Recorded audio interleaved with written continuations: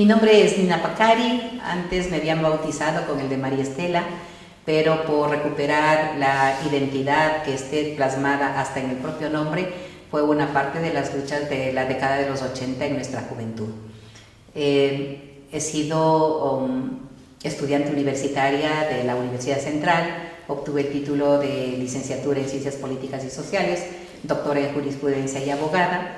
He ejercido la profesión en la provincia de Chimborazo y sobre todo ligada a los procesos sociales, organizativos fundamentalmente de las comunidades indígenas. Luego fui designada como dirigente de Tierras y Territorios en 1993 de la Confederación de Nacionalidades Indígenas del Ecuador por una propuesta de la provincia de Chimborazo de los pueblos Puruá. He sido representante luego de un proceso electoral en la provincia de Chimborazo a la Asamblea Nacional Constituyente de 1997-98. En 1998 fui designada luego de un proceso electoral a nivel nacional como diputada nacional. Asumí la segunda vicepresidencia dentro de los primeros años y concluí en diciembre del 2002. En enero del 2003, por el triunfo electoral entre Sociedad Patriótica y Pachacuti, al haber ganado en las elecciones y asumir como gobierno el coronel Lucio Gutiérrez, fui también ministra de Relaciones Exteriores y ministro de Agricultura el doctor Luis Macas. Y luego de eso pues fui designada miembro del Tribunal Constitucional como vocal y jueza constitucional de la Corte Constitucional en ese entonces, hasta el 2013 y al momento me encuentro presidiendo el Instituto para las Ciencias Indígenas Pacari.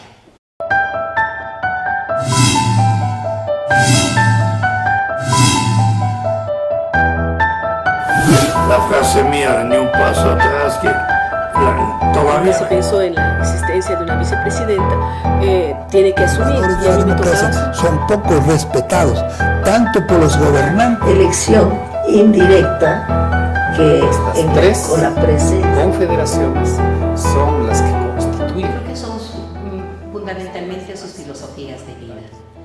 El principio del comunitarismo y alrededor de este principio se estructura la vida comunitaria, el sistema comunitario, que aún pervive en las comunidades y en los procesos organizativos del movimiento indígena o de los pueblos indígenas. Y junto a ello, los principios que le dan viabilidad, como el de la reciprocidad, la proporcionalidad, la complementariedad, que son fundamentales, y el de correspondencia, que además de eso están diseñados dentro de un símbolo geométrico y matemático, y además filosófico. Y por eso el símbolo que nos representa es la chacana, en el ámbito de la filosofía, por ejemplo. Y por eso mismo de los pueblos indígenas creemos que la cosmovisión que lo ejerce con sabiduría tiene que ver junto con estos principios en su praxis, en el diseño del ejercicio del poder horizontal, en el ejercicio de las costumbres ligadas a las más diversas ciencias como son la agricultura, la artesanía, que desde la lógica occidental siempre se le ha colocado no en el ámbito del arte, por ejemplo, pero creemos que dentro de la dinámica de la economía de los pueblos indígenas, al ser una sociedad completa como las demás sociedades diferentes, pues también ha diseñado y ha labrado en la construcción lo relacionado con las ciencias de la medicina, por ejemplo, la propiedad intelectual comunitaria que gira alrededor de todas nuestras actividades y de nuestras ciencias. Creo que son en suma, el contenido epistémico, las nociones que parten desde sus códigos culturales que difieren de la visión occidental.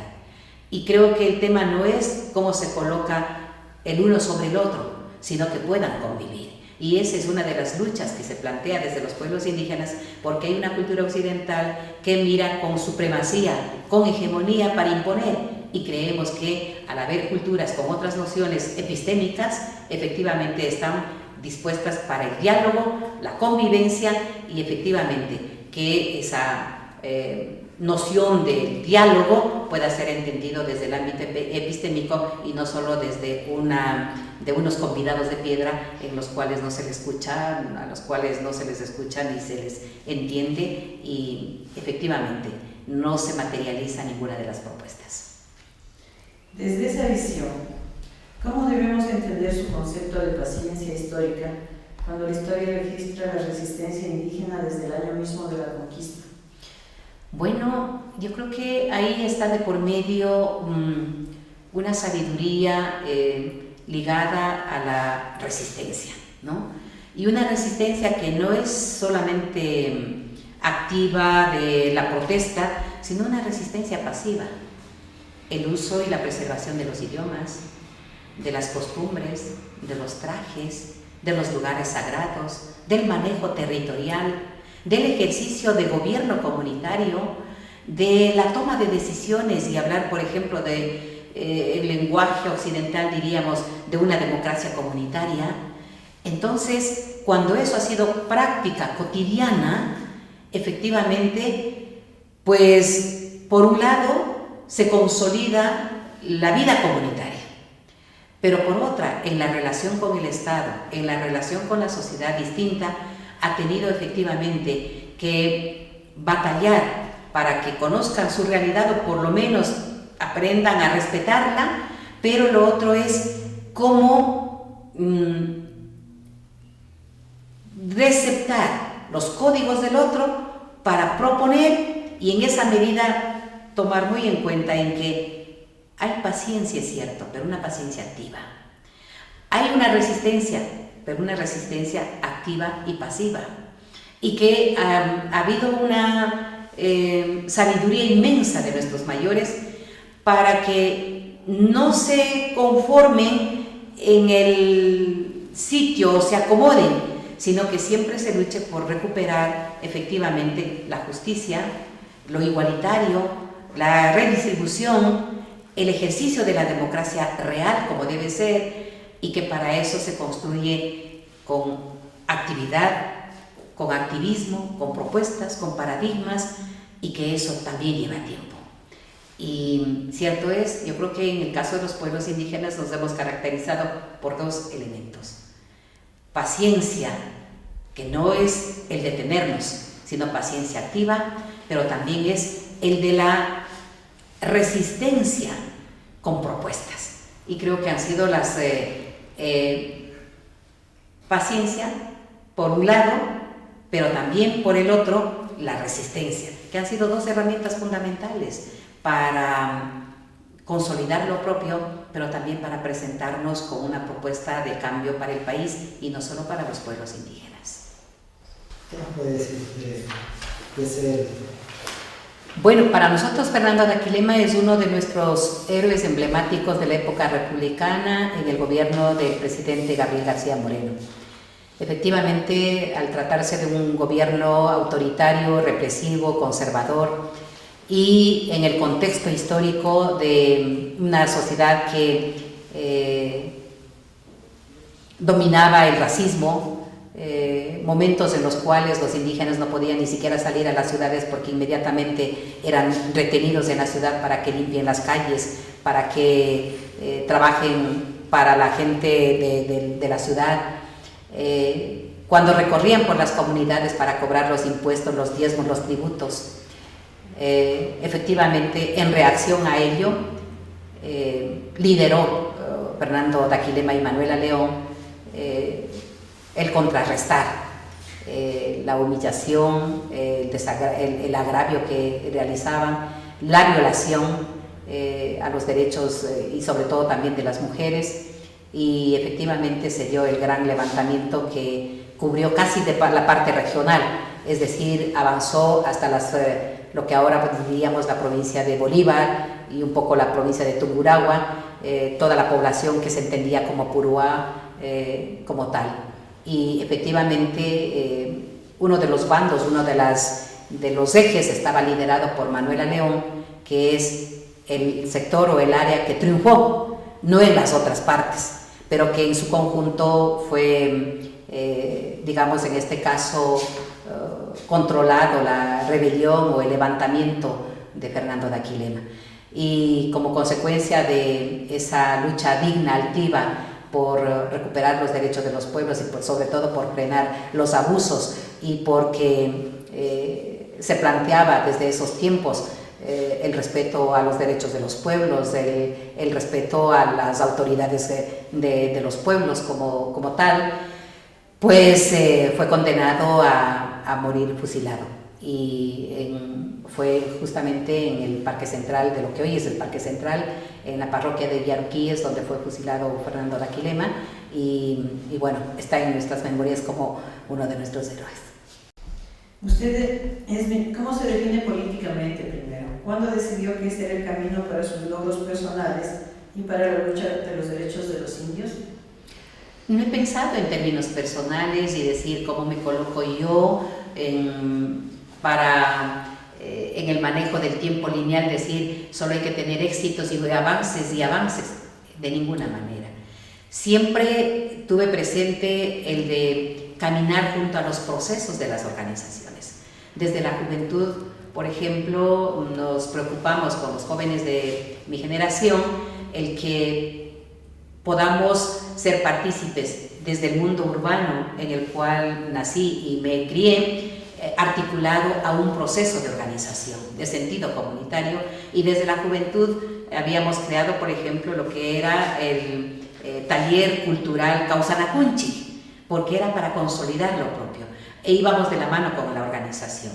Al obtener el título profesional era desembocar en la entrega con lo que es la marcha de los derechos de los pueblos y de las comunidades. No obstante, puede ejercer la abogacía desde el parámetro profesional, pero ligado al proceso organizativo.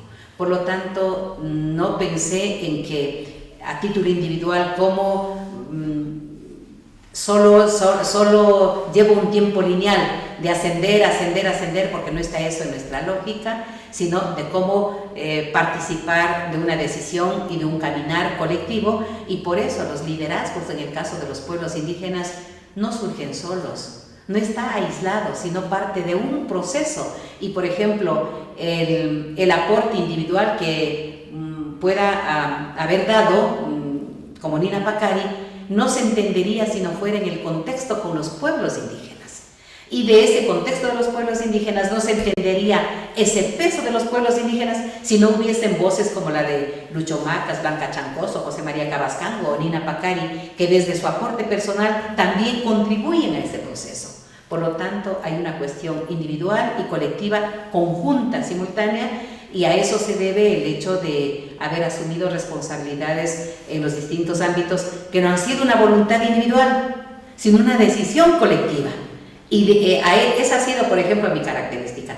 Yo no fui candidata para la dirigencia de tierras y territorios porque yo me haya presentado como candidata, sino porque escogieron desde los pueblos de Puruá, en la provincia de Chimborazo, y fui llevada para la dirigencia de tierras y territorios de la CONAIE. O, por ejemplo, para la Asamblea Nacional Constituyente, no fui yo quien decidí ser candidata y andar buscando los votos. Fueron las organizaciones las que colocaron como candidata, y un trabajo colectivo además. Y no hubiese sido posible en tiempos tan difíciles triunfar, por ejemplo, en elecciones compitiendo con empresas electorales cuando no teníamos recursos, de no ser por el proceso organizativo. O para la designación de la Diputación Nacional, por ejemplo, para la candidatura, o para la del Ministerio de Relaciones Exteriores, también fue de decisión colectiva, incluso para la Corte Constitucional, hoy Corte Constitucional. Cuando se presentaban las candidaturas, por decir, en el seno del Parlamento, para la designación desde el Parlamento, porque era otra la forma de designación, fueron las organizaciones las que decidieron que se coloque el nombre, pero siempre y cuando no vaya a ser un juego, sino con seriedad. Y así salió, por ejemplo, de las ternas presentadas en el Parlamento para la vocalía del Tribunal Constitucional, pues fue designado por la vía del Parlamento.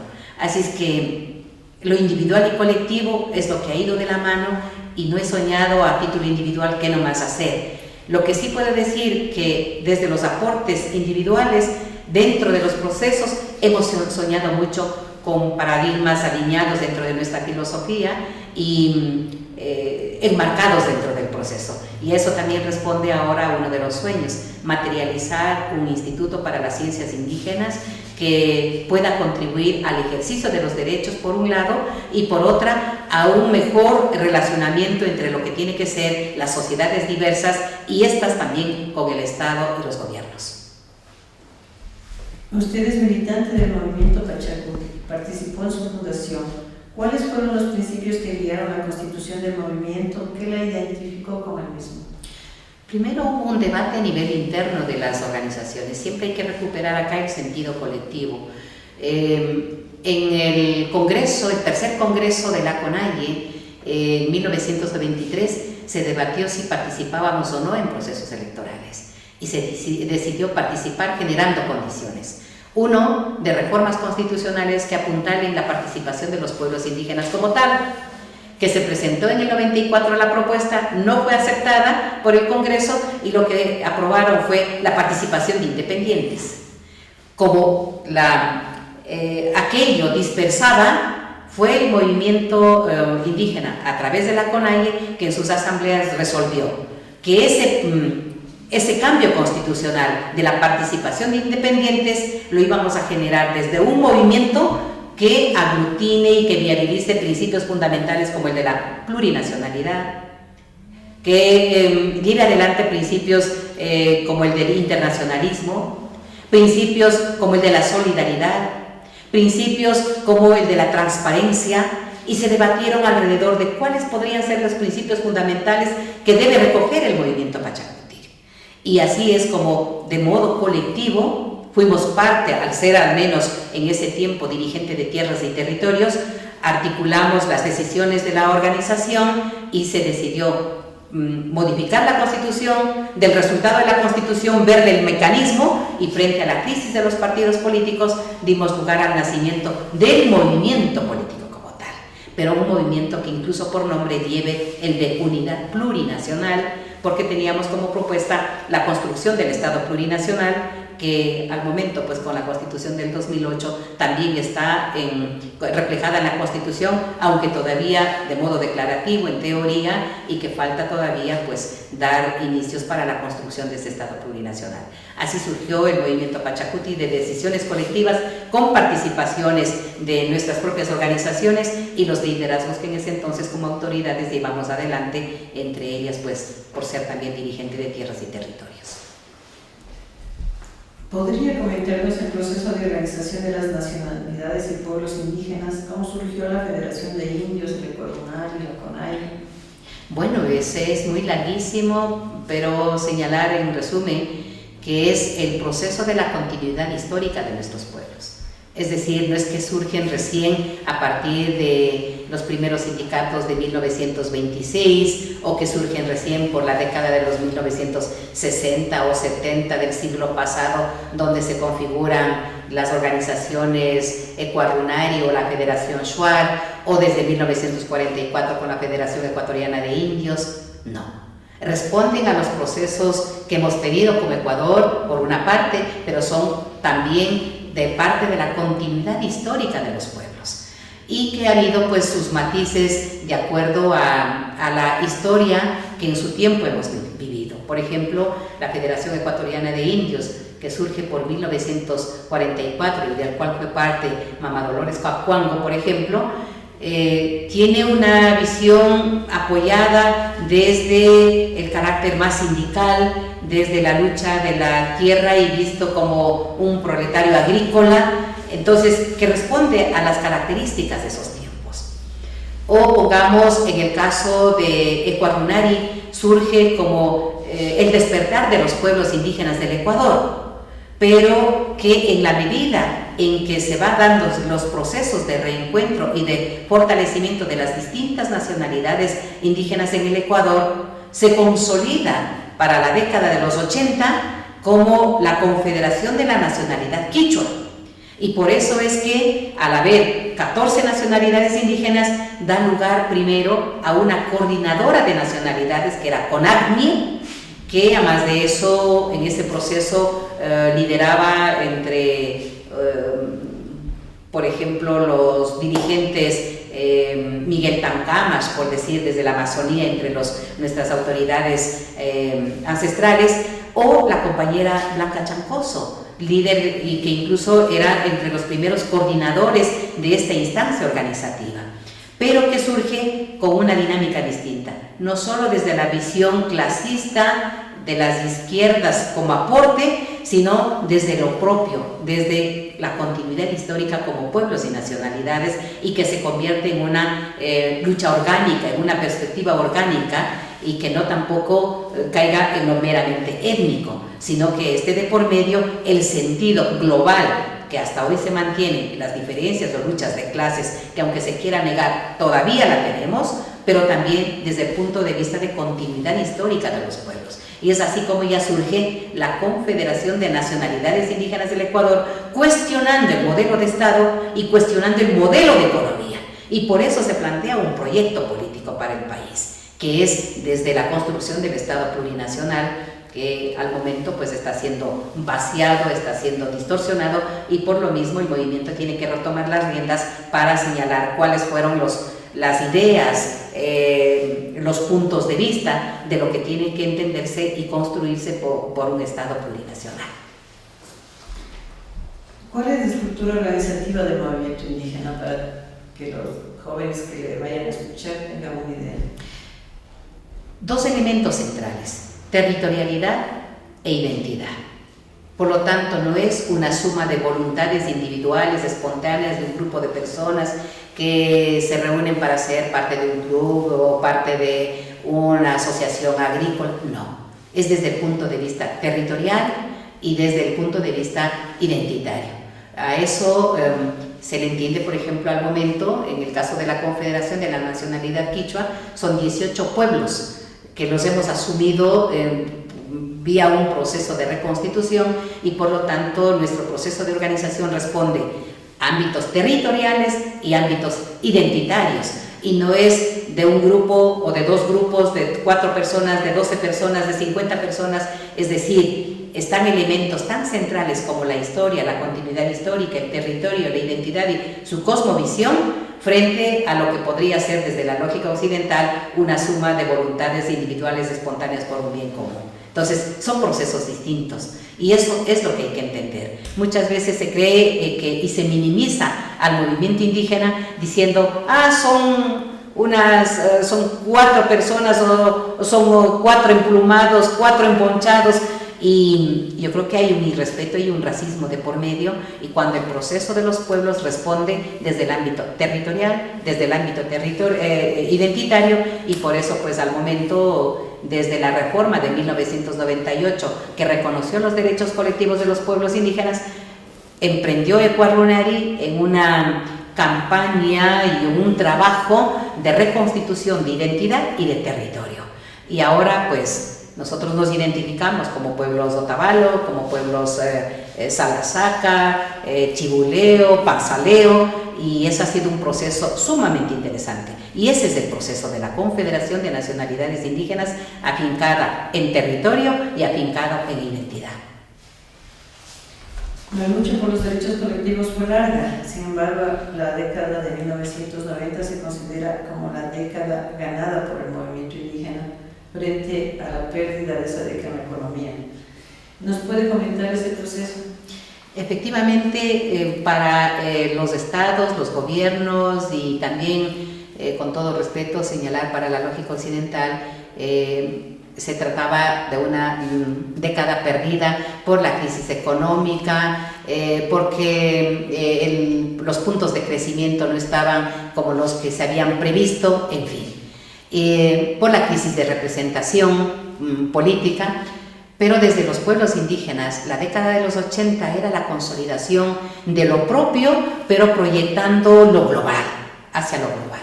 Siendo así, de por medio estaba la emergencia de los pueblos indígenas, y sale con el primer levantamiento de 1990, recién para reconocernos en el Ecuador que estamos también otros, y que ese levantamiento creo que marcó un antes y un después para el Ecuador. Un reconocimiento mutuo de que no son están una sociedad no indígena, sino también unos indígenas con derechos. Y por eso se produjo la solidaridad hacia el levantamiento indígena. Por otro lado, que no eran solo los indígenas los levantados, porque también habían sectores populares, campesinos, que sufrían la misma exclusión que los pueblos indígenas. Por lo tanto, una convergencia, digamos, de los desposeídos, de los pobres, de los que reclamaban el reconocimiento de sus derechos. Y por lo mismo diríamos, en este caso, desde los pueblos indígenas, llevar de una u otra manera la voz de la necesidad de cambios estructurales en el país. Entonces, siendo así, diríamos nosotros, la década ganada se refiere a la presencia, a la visibilidad de los pueblos indígenas y de los excluidos como sujetos sociales, como sujetos políticos e incluso como sujetos económicos. Porque desde la lógica occidental generalmente se suele decir, son pobres y tienen una economía de autosubsistencia.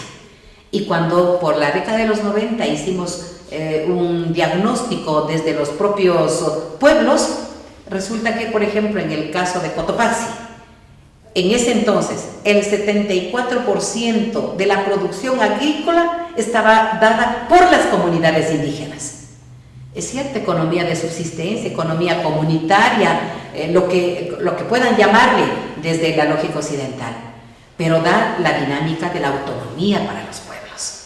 Y desde ese punto de vista no es la lógica solamente de las carencias, de la pobreza, de falta de vías, no, que había un potencial organizativo, un potencial epistémico, y por eso la propuesta o el planteamiento del proyecto político.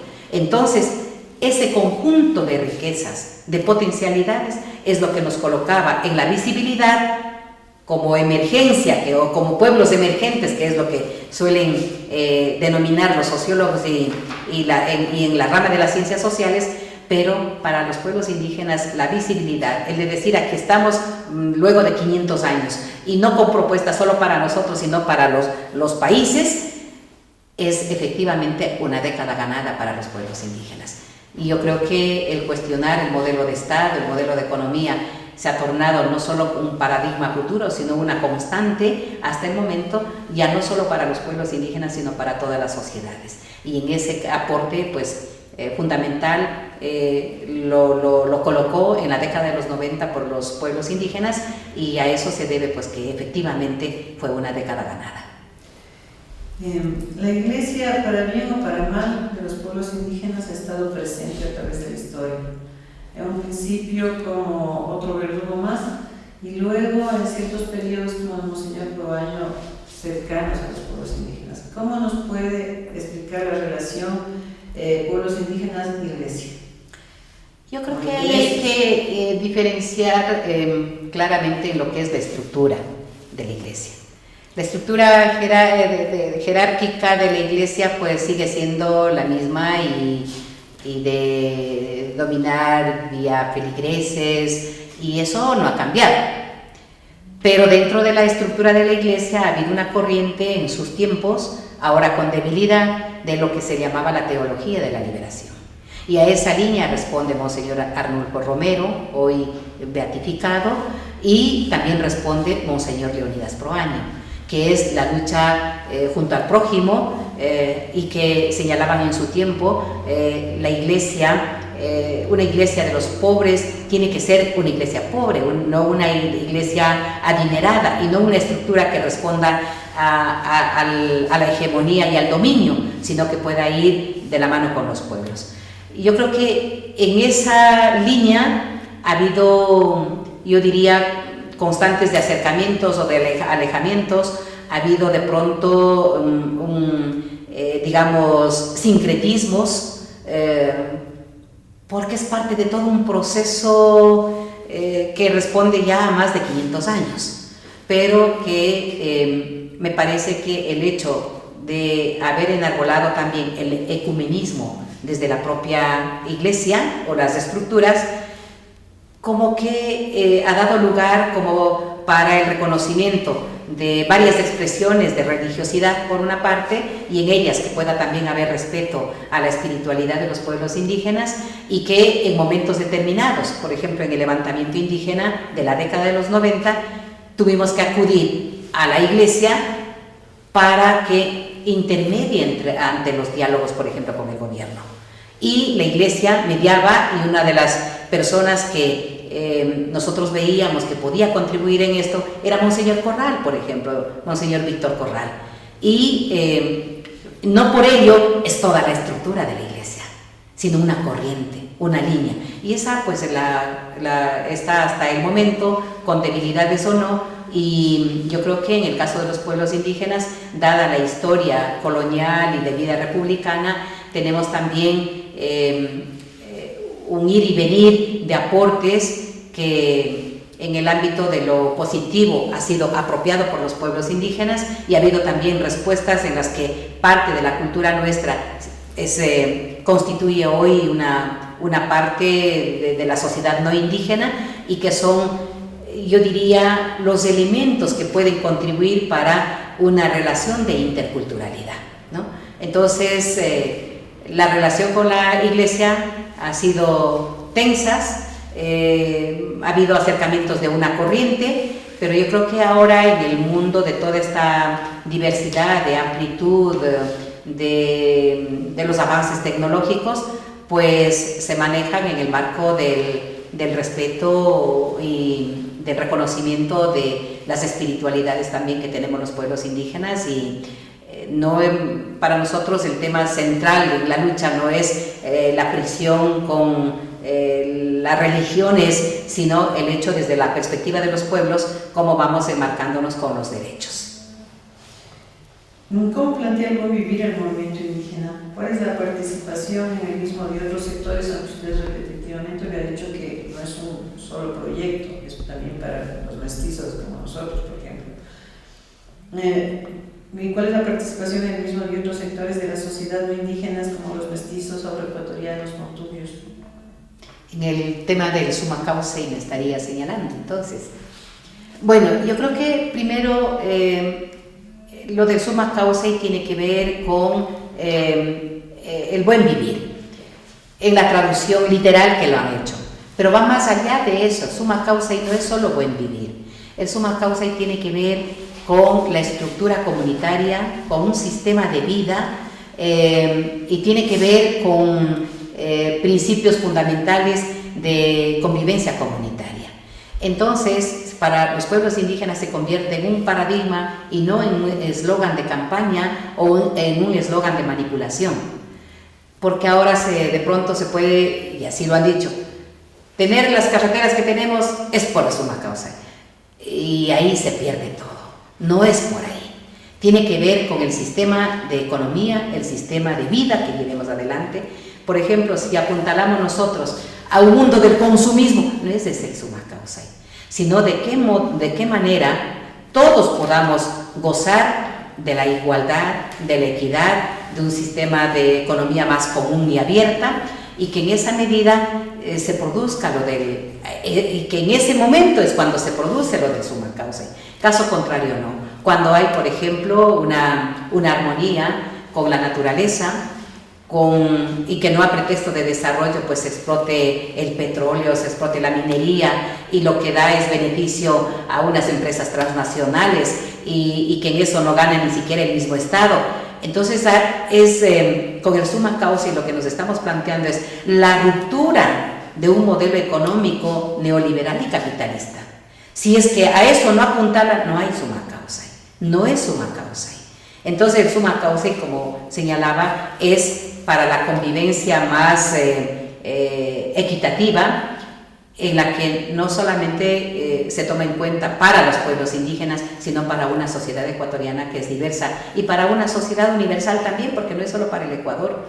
Nos estamos planteando, en definitiva, las rutas para la humanidad. Por ejemplo, frente al cambio climático, las preocupaciones que existen es porque hay un desequilibrio de una explotación extremada de la naturaleza para la acumulación de capitales para unos pocos, y no pensado en la humanidad. Entonces, lo que coloca de por medio es la reflexión y el cuestionamiento al tipo de sociedad que tenemos, al tipo de consumismo que tenemos. Y la felicidad no está en la acumulación del capital. La felicidad, creemos nosotros, está en la convivencia armónica con la naturaleza, con los lugares sagrados, con la economía al cual podamos todos tener acceso, en el que pueda haber el respeto, en el que pueda florecer los idiomas, en el que pueda respetarse los conocimientos y las ciencias de sus pueblos. Mientras no haya eso, no habrá summa causa. Mientras haya racismo, no habrá summa causa. Mientras haya una hegemonía de una sola forma de pensar y donde la verdad esté en un solo sector, en una sola cultura, no habrá summa causa. Entonces nos estamos planteando una ruptura de paradigmas hegemónicos donde la competencia, ¿no?, de quién es mejor, de cómo vamos a optar por mayores profesionalidades y todo sea en función del individualismo y la competencia, no es summa causa, porque se deja a un lado a otros, porque se deja a la mayoría en la pobreza o en el abandono o en la exclusión. Entonces el summa causa tiene que ver en que es para todos, no solo para unos, no solo para un grupo, no solo para unos que estén en un gobierno, en un poder, no solo para unos espacios, sino que tiene que ser para las sociedades en su conjunto. Gracias. Espera un minutito. ¿Puedo hacer un minutito? ¿No? Grabando 5, 4, 3. Ahora. Usted fue la primera mujer indígena en el gobierno de Coronel Gutiérrez que fue ministra, luego del proceso de destitución de Yamil Maguad y la incorporación de un triunvirato al gobierno, entre los que se encontraba por primera vez un indígena, además. ¿Cómo explica estos hechos? Yo creo que es parte de todo un proceso de posicionamiento del movimiento indígena o de los pueblos indígenas en el ámbito de la política nacional. Y como bien señalaba al inicio, se creó el movimiento Pachacuti luego de una decisión y de promover cambios jurídicos, y que esos cambios jurídicos fueron tan limitantes que tuvimos la visión de acomodar o de asumir ese cambio para generar la creación del movimiento. Y lo que se da es la emergencia y la presencia de los pueblos indígenas como sujeto político. Y yo creo que al haber triunfado en el proceso electoral, una de las cosas que planteó el movimiento indígena es cómo se asume ese triunfo, dejando únicamente que hayamos triunfado y solo unos asuman lo que sería el gobierno, o asumíamos también en parte desde los pueblos indígenas. Y a eso responde que hayamos estado de ministros en agricultura el doctor Luis Macas y en relaciones exteriores Nina Pacari. Entonces, diría yo, no solo esa perspectiva desde los pueblos indígenas, sino también desde la sociedad nacional. Yo recuerdo de las entrevistas que salieron por los medios de comunicación, tanto escritos como de televisión o de radio, tanto del ámbito diplomático como de la sociedad en general o de políticos en general. No hubo una voz disonante que se contraponga, por ejemplo, a la designación de Nina Pacari, mujer e indígena quichua, para el Ministerio de Relaciones Exteriores. Y creo que fue un punto sumamente de repunte en el ámbito internacional, porque era, en el caso de América Latina, por así decirlo, la primera indígena o la única indígena hasta el momento que haya asumido un cargo de esa naturaleza. Entonces, de hecho, yo creo que responde a esos procesos colectivos de los pueblos, a un posicionamiento de los pueblos indígenas en la política nacional, pero también a una visión de lo que es la sociedad ecuatoriana respecto de los cambios que se estaban dando o se avisoraban o por lo menos se estaba queriendo dar en el Ecuador. Yo creo que responde a un contexto especial, a un proceso de lucha de los pueblos indígenas, pero también a una visión y a una apertura en la que dice, pues, las realidades de y creo que debemos comenzar a tomar en cuenta. Entonces, creo que eran los síntomas aquellos los que estuvimos viviendo y se debe precisamente a esa lucha, a ese proceso y, digamos, a ese contexto que vivíamos en ese momento. Y luego la separación. La separación fue efectivamente porque habían dos cabezas, es decir, dos visiones de lo que debería ser un gobierno y la forma de gobernar. y los contenidos de gobierno. Entonces, el hecho ya de comenzar a aliarse con la derecha, con el Partido Social Cristiano por parte del presidente, que se envió, por ejemplo, desde la presidencia el proyecto de ley relacionado con la violación a derechos de los trabajadores, el movimiento Pachacuti vio que por ahí no es el camino.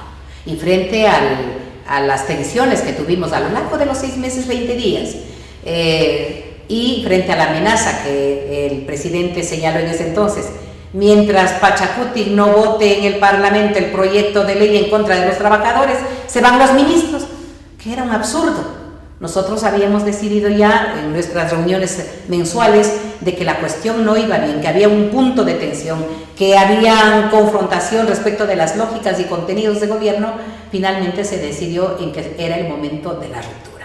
Y así es como definió el movimiento Pachacuti la ruptura, y salimos los ministros y renunciamos los ministros porque la ruta que había escogido el coronel Gutiérrez pues no era el que se propuso en campaña electoral, y menos el que se esté ejecutando en el gobierno.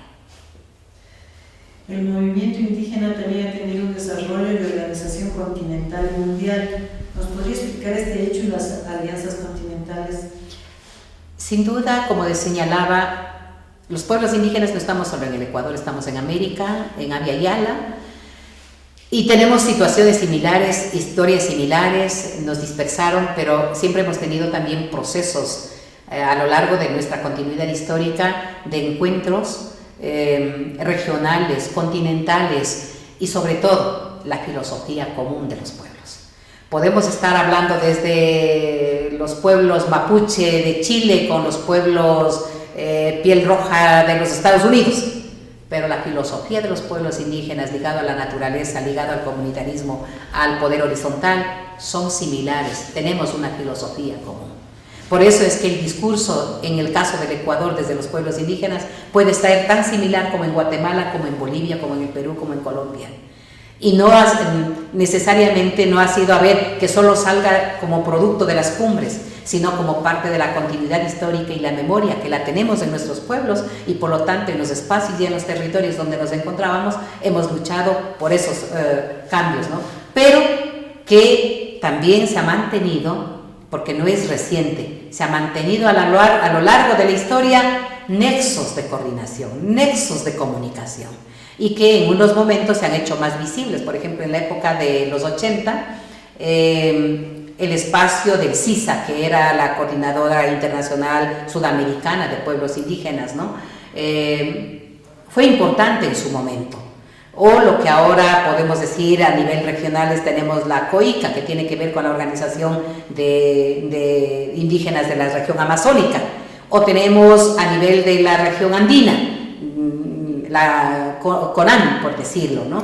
Entonces, ha habido un proceso, y creo que el matiz o el momento que visibilizó esa red, ese nexo internacional o continental, fue con motivo de los 500 años, cuando desde la visión europea, no solo desde Europa, sino también en nuestros propios países, querían celebrar los 500 años de dominación.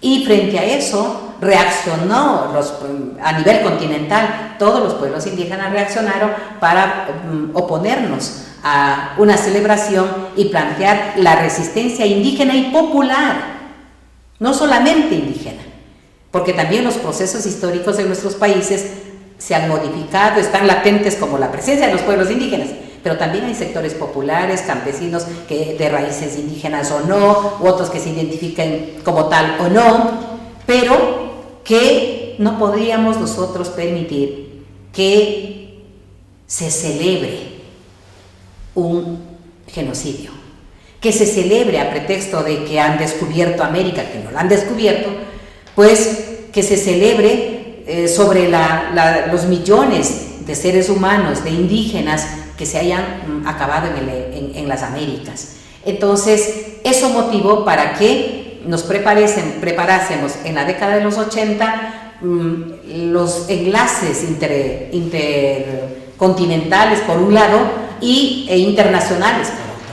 Y así es como surgió la cumbre continental contra la celebración y por la resistencia de los pueblos indígenas y sectores populares. Entonces, no es reciente, es parte de la continuidad histórica y no solamente en cómo se aglutinan las organizaciones, sino también hasta en el ámbito del comercio. Es decir, la continuidad histórica está en la economía, en la política, en los procesos organizativos, y no solamente para entendernos entre pueblos indígenas, sino hasta hacer presencia en los foros internacionales. Por ejemplo, la Declaración Universal de los Derechos Humanos de los Pueblos Indígenas, que fue aprobado por las Naciones Unidas en septiembre del 2011, no es porque las Naciones Unidas y los gobiernos que la integran se hayan abierto y se les haya iluminado para reconocer esa declaración. No, ha sido una lucha permanente de los pueblos indígenas que acudíamos al grupo de trabajo en las Naciones Unidas para colocar la necesidad no solo de una declaración, sino de un convenio, que este es el otro camino que se está trabajando al momento, pero de una declaración que al momento la tenemos. Por lo tanto, como se verá, hay toda una red de organizaciones, hay espacios continentales y regionales de organizaciones. Cada 5 años, 10 años, realizamos los encuentros continentales de los pueblos indígenas para evaluar cómo estamos los pueblos, cómo están los estados en relación a los pueblos indígenas, cómo se comportan los gobiernos en relación a los pueblos indígenas y en qué medida se están construyendo nuevos modelos de Estado y nuevos modelos de economía. Entonces, el rol del movimiento indígena, de los pueblos indígenas, de las naciones indígenas, ha sido continua y responde a este principio de continuidad histórica, el hecho de tener los encuentros continentales y los espacios regionales en América Latina. Me hace pensar en el sitio donde estamos y en la relación con España.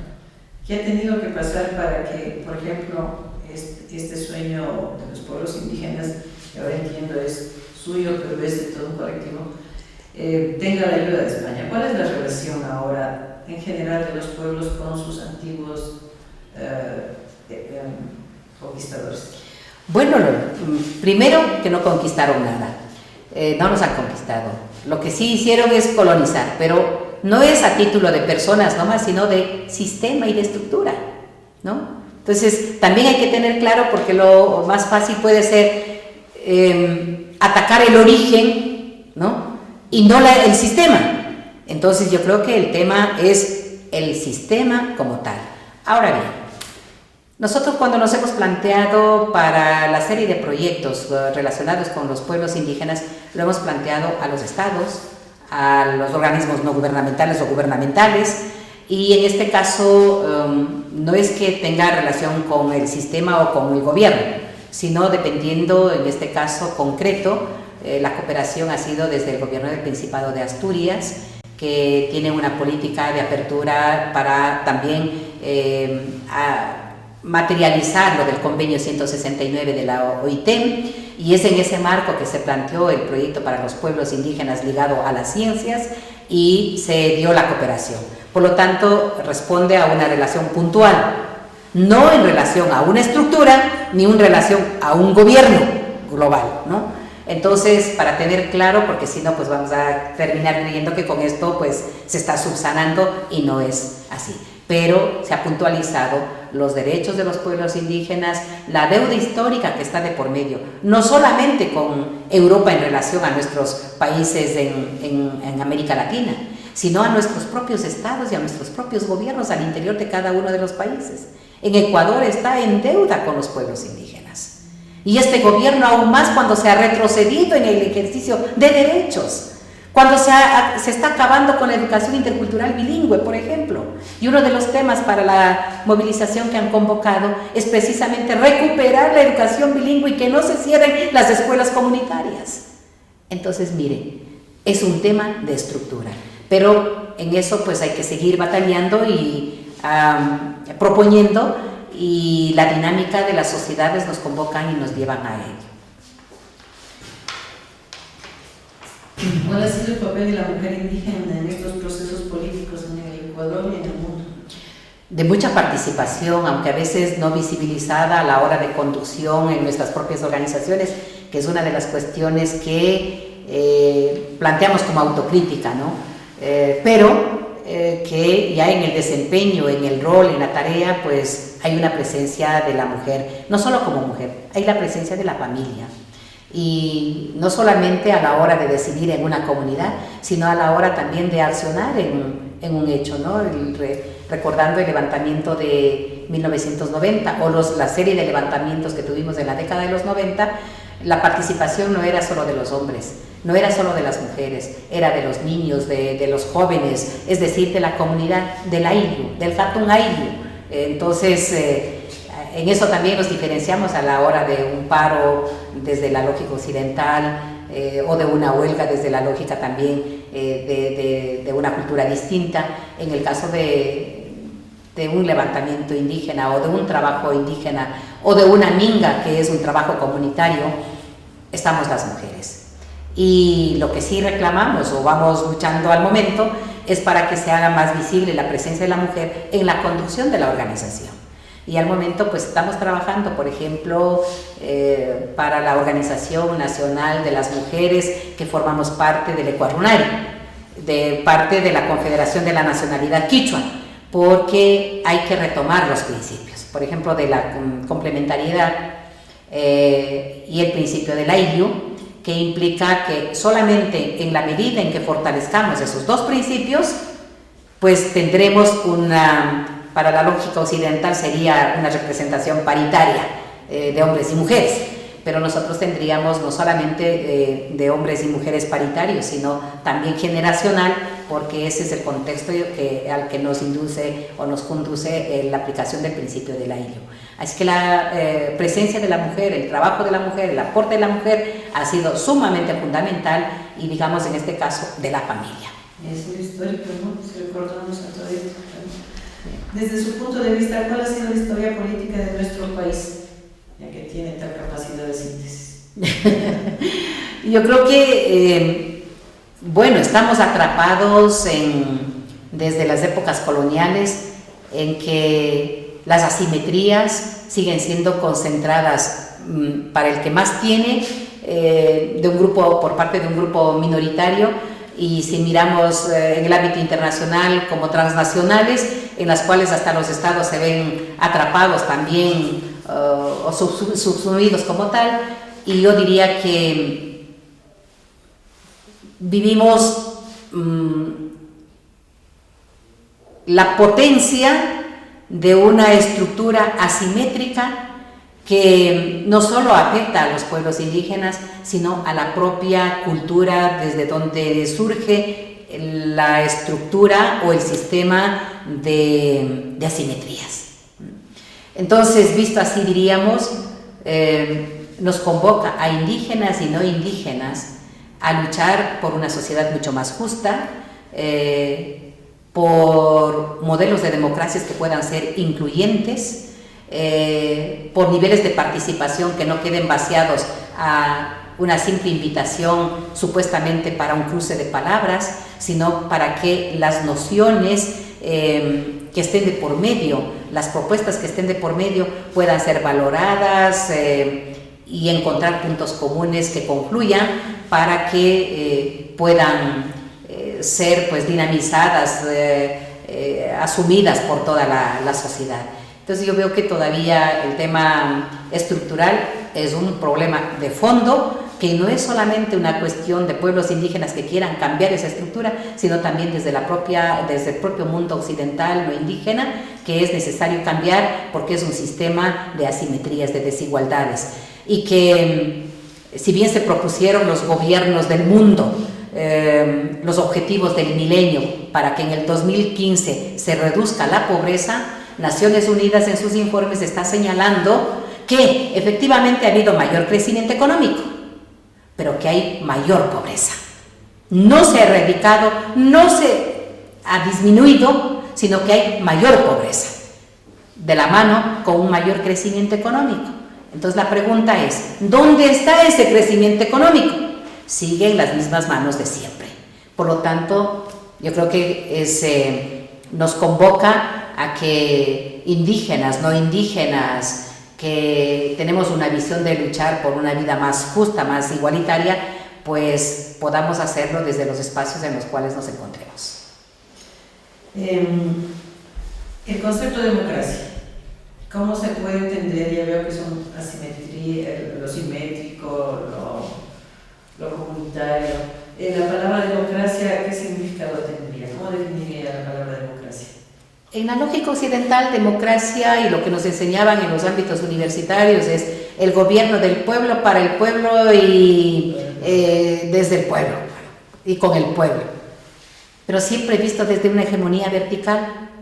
Hay alguien que manda, hay alguien que decide y los demás obedecen. Y la estructura en la Constitución actual también está así. Es una estructura vertical. Desde la noción de los pueblos indígenas, la toma de decisiones no está en la cabeza. La toma de decisiones no está en un grupo que conduce. La toma de decisiones está en la comunidad. Por eso es poder horizontal. Mientras no se tome la decisión por la asamblea, nada pueden hacer por más autoridades que fueren. Si ese principio, entonces ahí es cuando nace el principio del mandar obedeciendo. Quiere decir, somos autoridades y mandamos, pero obedeciendo porque se decide en colectivo. Lo que no se decida desde ese ámbito no tiene legitimidad, no tiene viabilidad. Entonces es el principio del mandar obedeciendo. ¿Cómo llevamos adelante ese principio? En un ámbito más global, es la democracia. Es decir, que no se reduzca a un simple proceso electoral de escoger, sino que tiene que ver con las tomas de decisiones, que no es de la autoridad, no es de la cabeza en un eje vertical. Y en ese modelo, para hacerlo más abierto, se necesitan, por decir, una herramienta, la consulta. Pero si no se consulta por el tema de los Yasunidos, por decir, y le ponemos un corcho, un cierre, no hay democracia. No es, ¿qué democracia se está hablando? De la de representar, de unos a título de que les represento, decido. Entonces tenemos dos lógicas, dos visiones de lo que entendemos por democracia o de lo que ejercemos por democracia. Entonces, el aporte con el cual comparecemos los pueblos indígenas es para decir que la toma de decisiones debe ser colectiva, y ahí entra la participación ciudadana, sea como hombres, como mujeres, como jóvenes, para diseñar la política pública, para diseñar la formulación de los proyectos, para opinar qué es lo que debe ser bueno para el país, no solo de unos escritorios y de unos entendidos o de una cabeza. Esa es la diferencia en democracia. Y por eso decíamos nosotros cómo caminamos con la participación, cómo caminamos con la resistencia, pero a la vez, no solo con la paciencia, también a la que aludíamos al inicio, sino que en medio del pacifismo hemos sido muy activos. Y creo que esa es una de las lecciones que deja el movimiento indígena en el caso de América y sobre todo en el caso del Ecuador. Desde el 90 ha habido grandes movilizaciones, pero han sido pacíficas, no obstante ser grandes movilizaciones. No hemos tenido guerras civiles, por decir, o no hemos provocado nosotros una reacción de venganza, por decir, ¿no? Sino de cómo nos entendemos mejor los ecuatorianos, o lo que Luis Maca suele decir: no sigamos de espaldas y pongámonos de frente para dialogar, pero es para dialogar desde el punto de vista cognitivo y epistémico, porque ahí está el muro infranqueable, porque no es solamente cuestión de sentarnos frente a frente, sino cuál es el punto cognitivo para llegar a entendernos y ver la mejor salida para el Ecuador. Creo que son los aportes que hace el movimiento indígena en este punto. Desde su punto de vista, ¿cuáles serían los principales hitos de la democracia en este país? Yo creo que los principales hitos de la democracia, pongamos cuando la dictadura asume toda una cuestión y en la cual no están vigentes los derechos. Yo creo que fue cuando se dio el referéndum y el retorno a la democracia en 1979, ni 1980, haciendo memoria únicamente a los últimos 25 años, diríamos los hitos de la democracia. El otro hito, podríamos decir, a ver, desde el levantamiento indígena de 1990, porque ahí el Ecuador no es el mismo ni antes ni después. 1990 marca un tiempo. El otro momento, me parece, cuando es el de los hitos de la democracia, a ver, cuando un pueblo se levanta para decir no basta a un mandatario, por más que unos digan es que fue un golpe de Estado, lo que quiera que fuera, pero no deja de ser democracia frente a la expresión de un pueblo que dice basta a un atropello, a un feriado bancario, a la pérdida de noción y de rumbo de lo que tiene que ser el Ecuador. Son ejes de la democracia, son puntos, hitos de la democracia. La democracia no se reduce solamente a elecciones, cuidado, no se remite solo al momento de elecciones, porque de ser así, uno de los ejes que hay que comenzar a reflexionar es ¿qué hacemos con gobiernos autoritarios que son producto de la etapa democrática vía producto de elección con un marco constitucional? Pero son regímenes autoritarios, despóticos, represivos, y esa es una de las agendas que está en discusión en el ámbito de América Latina en estos tiempos. Entonces, los hitos de la democracia tienen que ver ligados no solamente a un proceso electoral, sino a los hechos de la sociedad, a las reacciones de la sociedad. Y en ese caso, tanto por un lado pueblos indígenas, pero en otro las reacciones de las sociedades que hemos tenido en el marco de la historia ecuatoriana. ¿Cuáles serían para usted los valores democráticos? Coherencia. ¿Por qué? Limitándonos al ámbito electoral, por ejemplo. Se ofrece una cosa, se hace otra cosa cuando se llega al gobierno. Transparencia, que tiene que ver con el combate a la corrupción, tiene que ver con la garantía de los derechos de las personas, de los colectivos, de los pueblos, y en ese caso pues es garantías generales, porque caso contrario no estaríamos viviendo en democracia. Tiene que ver con el ejercicio de derechos, y no solamente pensado en que una sola forma es la que debe estar. Por ejemplo, en el ámbito de la educación, creemos que solamente deben ser títulos ya de PhD, los sinnúmeros de títulos que nos conducen a un elitismo. No es esa la única salida. Hay que mirar al Ecuador en su conjunto, porque caso contrario podemos estar vulnerando los derechos como ya se está haciendo con el caso de los pueblos indígenas. Entonces yo creo que hay principios fundamentales en la democracia que tienen que ver coherencia, transparencia, participación, garantía de derechos, ejercicio de derechos. Con ello se alimenta la democracia. ¿Qué enseñanzas cívico-políticas entregaría usted a las presentes y futuras generaciones desde su praxis política? El valor de la palabra. El valor de la palabra es fundamental, porque en el caso de los pueblos indígenas, el quiebre o la ruptura con el valor de la palabra es como tornarse una apátrida. Su palabra ya no sirve, es como un ciudadano que no tiene derechos civiles y políticos, es decir, no se le cree, no tiene garantía de nada. Entonces es el valor de la palabra para la consecuencia con sus hechos. Entonces nosotros decimos en quichua, maki shinaku, shimi rimaku, teoría y práctica de la mano, van juntas, la coherencia, el valor de la palabra. Y eso aplicado a la planificación, aplicado a políticas gubernamentales, a políticas institucionales, a políticas organizacionales, tendríamos unas sociedades que puedan ser mucho más justas, más dinámicas, más de convivencia de civilizaciones. En pocas palabras, podría definir política. Accionar del ser humano.